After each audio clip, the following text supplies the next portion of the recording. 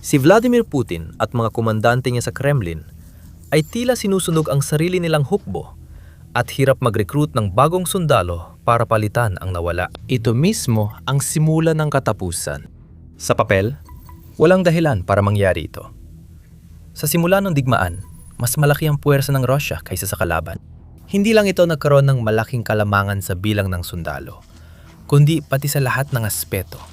Dami ng tangke, armored vehicles, at Air Force na noon at hanggang ngayon ay mas malaki at mas malakas kaysa Ukraine.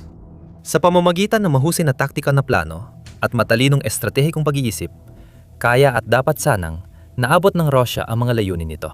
Magkakaroon pa rin sana ng mga pinsala, pero mas maganda at episyente sana ang takbo ng digmaan kung tinutukan nila ito ng seryoso at hindi inulit ang malalaking pagkakamali ng pagmamaliit sa kalaban at pagiging matigas ang ulo. Sa halip, nagawa ng Russia ang mga pagkakamaling iyon. Hindi lang nabigo itong makamit ang mga layunin, kundi lalo pang dumami ang mga pinsala nito sa paglipas ng panahon, sunod-sunod na lumalagpas sa madidilim na yugto.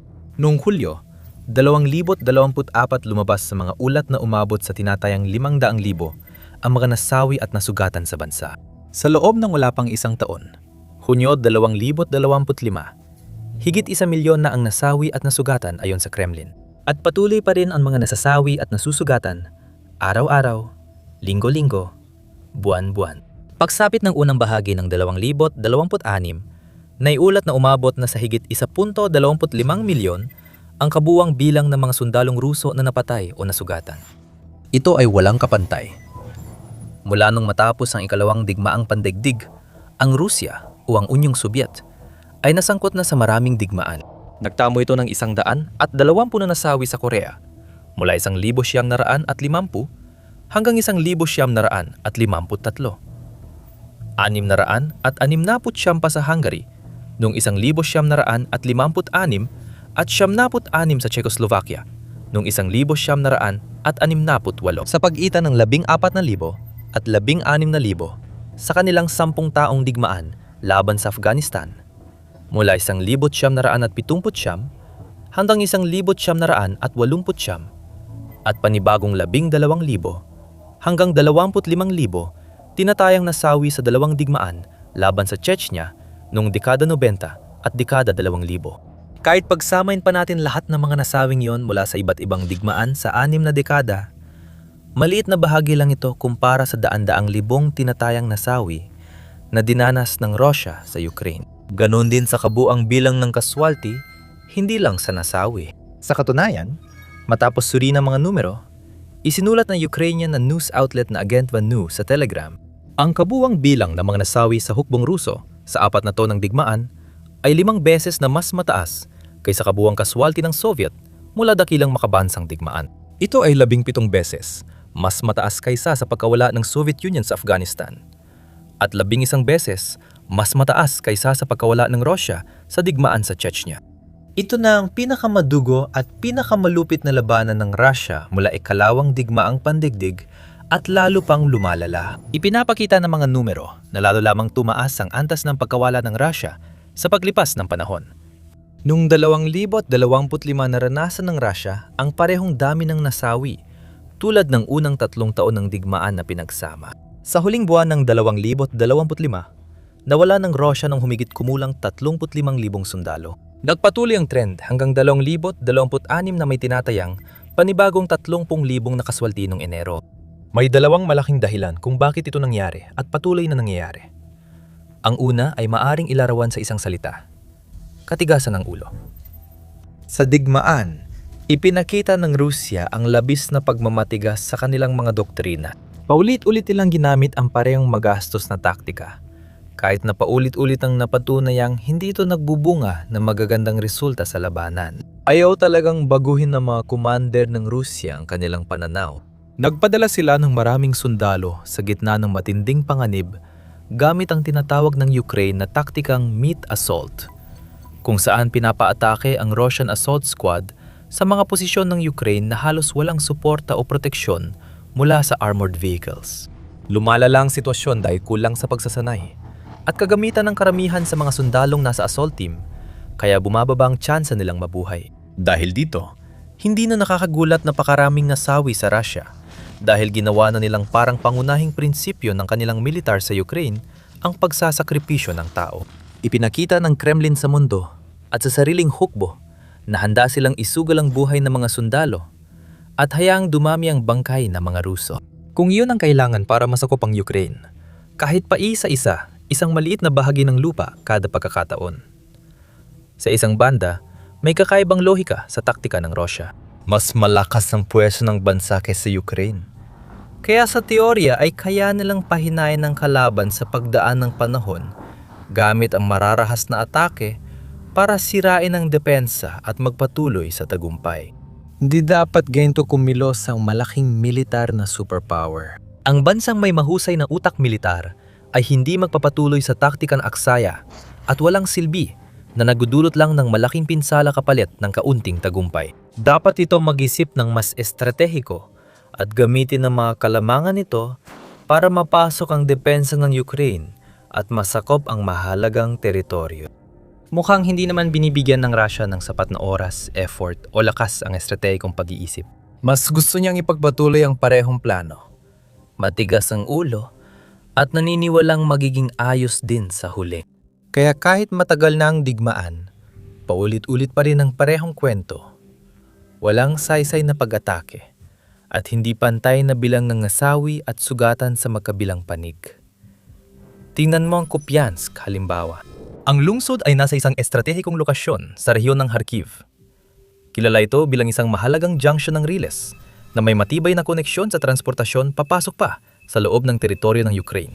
Dahil dito, matagal ng pangunahing target ito ng mga puwersang Ruso.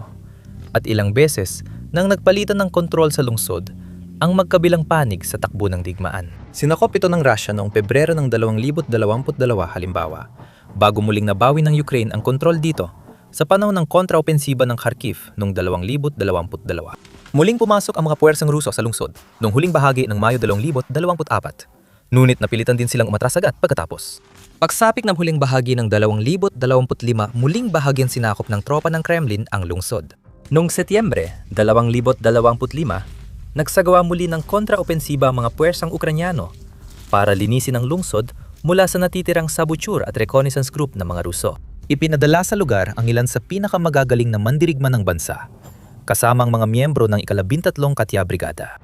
Dahan-dahan ngunit tiyak, palihim silang naglakbay sa mga kagubatan sa paligid ng lungsod noong mga buwan ng taglagas, bago tuluyang sumulong papasok sa Kupiansk, at sa huli ay itinaas ang kanilang pambansang watawat sa ibabaw ng wasak na gusali ng konseho ng lungsod. Ang mga tropa ng Kiev ay nakakagulat na epektibo. Ayon sa isang pagtataya ng intelihensya na ibinahagi sa militar ng Britanya, nagawang mapatay ng mga puwersang Ukranyano ang 27 na beses na mas maraming Ruso kaysa sa kanilang nasawi sa kanilang laban upang mabawi ang kontrol sa Kupiansk. Bagamat wala pang eksaktong bilang, pinaniniwala ang napalibutan ng mga Ukranyano ang halos 200 sundalong Ruso at libu-libo pa ang nasugatan o napatay sa lugar sa 2025. Kahit ano pang eksaktong bilang, nakakabigla ang 27 sa isa na kill ratio. Ipinapakita nito kung gaano kalaki ang pabor sa Ukraine at kung gaano kalala ang pagdurugo ng Russia dahil sa mga hangal nitong taktika. Hindi ito minsan lang nangyari.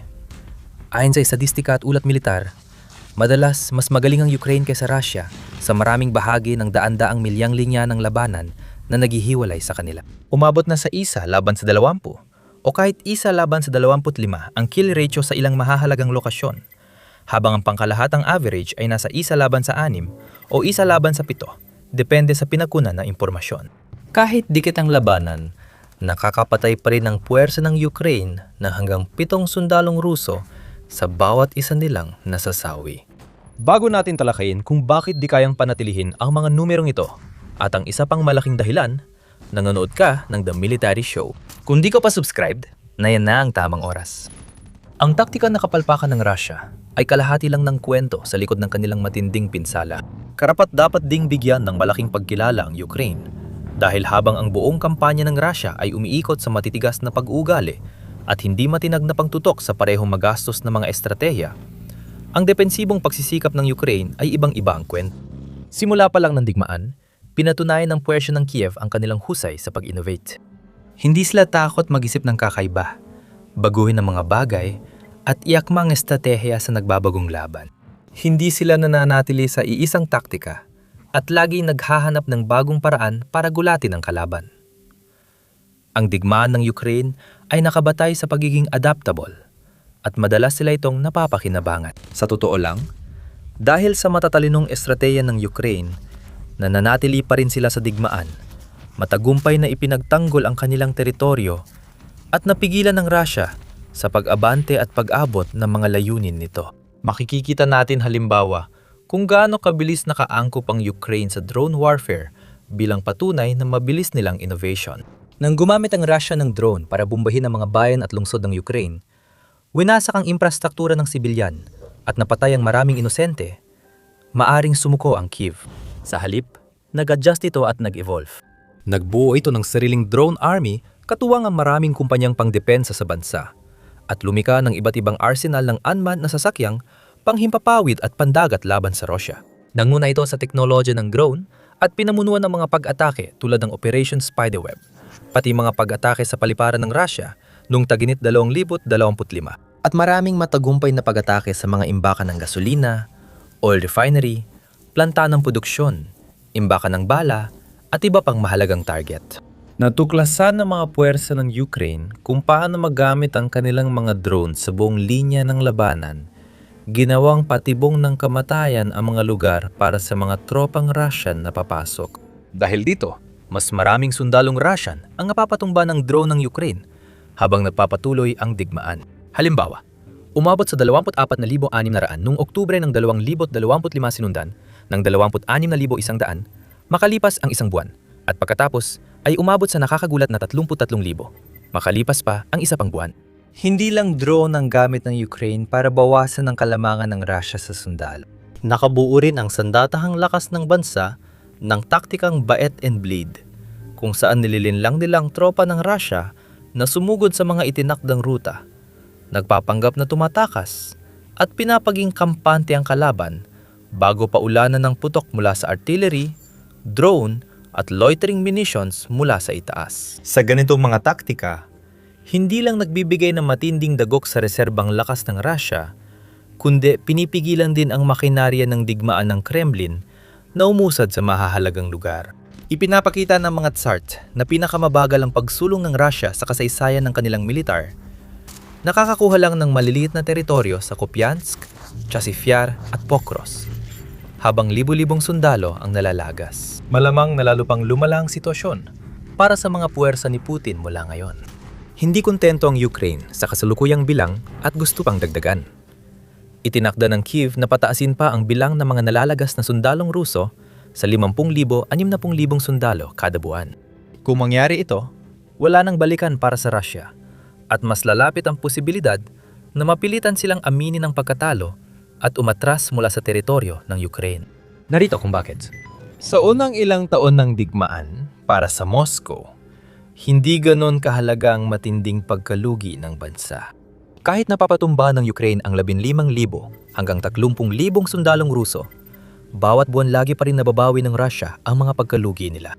Meron itong ilang paraan para magawa ito, tulad ng pagbibigay ng malalaking insentibong pinansyal sa mga bagong recruit, pagtutok sa mga tao mula sa mas mahihirap na lugar, at pangakong bibigyan ng malaking gantimpala ang kanilang mga pamilya kung pipiliin nilang sumali at lumaban. Pinipilit ng mga rekruter ng Russia ang mga etikong minorya gaya ng mga imigrante mula gitnang Asya. Minsan nagbabanta ng deportasyon o pagkakakulong kapag tumanggi silang lumaban. Nagbibigay ang bansa ng pagkakataon sa mga bilanggo, kabilang ang mamamatay tao at rapist, na paikliin ang sentensya kung sasali sila sa labanan sa Ukraine. Dahil sa mga taktikang ito, madalas natatamo o nalalampasan ng Russia ang mga recruitment target nila. Dahil dito, lalong humirap ang sitwasyon para sa Ukraine.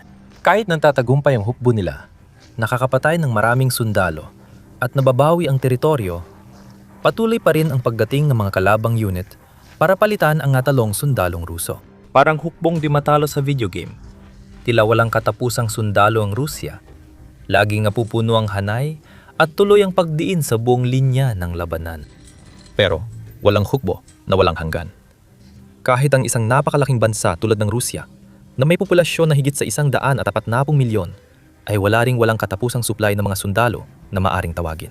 At sa huli, nagsimulang maging labis para sa Kremlin ang mga pagsisikap ng Ukraine na hindi na nila kayang sabayan. Noong Enero 2026, ipinapakita ng tala na nawalan ng Rusya ng 9,000 pang sundalo kaysa sa kaya nitong ma-recruit. Sabi ng UK Defense Secretary John Healey, hindi ito nag-iisang insidente, kundi nagiging trend na. Sa ilang buwan, mas maraming tao ang nawawala sa hukbong Ruso kaysa sa napapalitan, at malinaw ang dahilan. Pagkatapos ng ilang taon ng digmaan, nabawasan na ang mga Rusong handang lumaban sa Ukraine, at karamihan ng gustong sumali ay nakapagpatala na.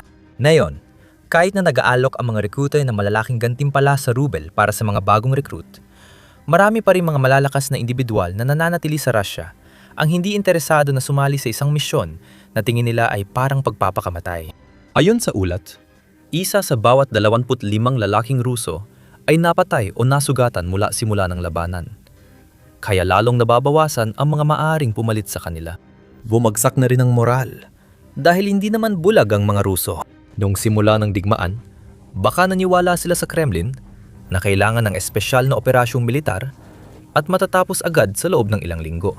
Habang lumilipas ang panahon, bumagsak ng husto ang tiwala ng tao sa pamahalaan. Hindi mabilang ang mga pamilyang Ruso ang napilitang magluksa sa pagkawala ng kanilang mga mahal sa buhay o nakitang mga ama, kapatid na lalaki at anak na lalaki na umuwi na may mga sugat na nagbago ng kanilang buhay at wasak ang isipan. Magiging mas mahirap para sa Rusya na maabot ang kanilang mga target sa pagre-recruit.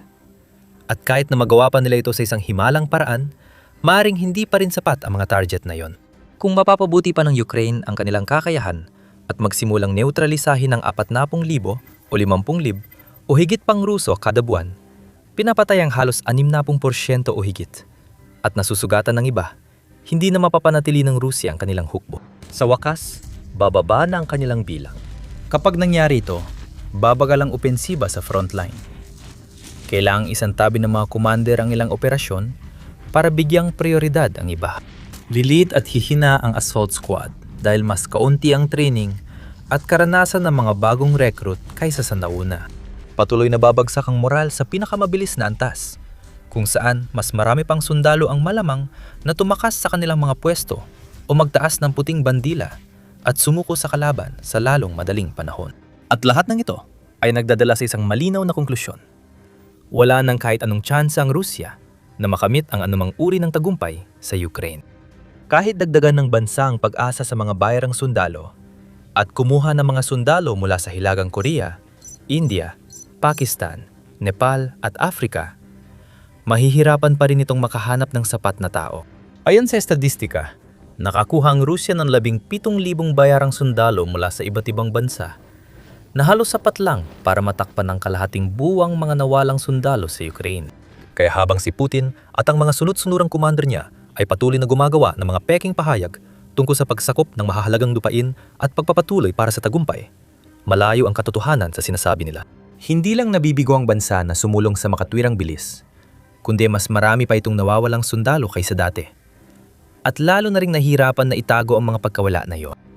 Ngayon, malalaman mo kung gaano kasamang sitwasyon para kay Putin sa video na ito, na nagpapakita kung paano napanood ng Pangulong Ruso ang pagguho ng kanyang mga puwersa na parang bahay na baraha sa harap ng kontraopensiba ng Ukraine. Panurin ang video na ito para sa mas malalim na pagsusuri kung paano naging pinakahanga na desisyon sa karera ni Putin ang digmaan, nasisira sa kanyang pamana at rehimen. Huwag kalimutang mag-subscribe sa aming channel para sa mas maraming makabuluhang pagsusuri at balita mula sa frontline ng Ukraine.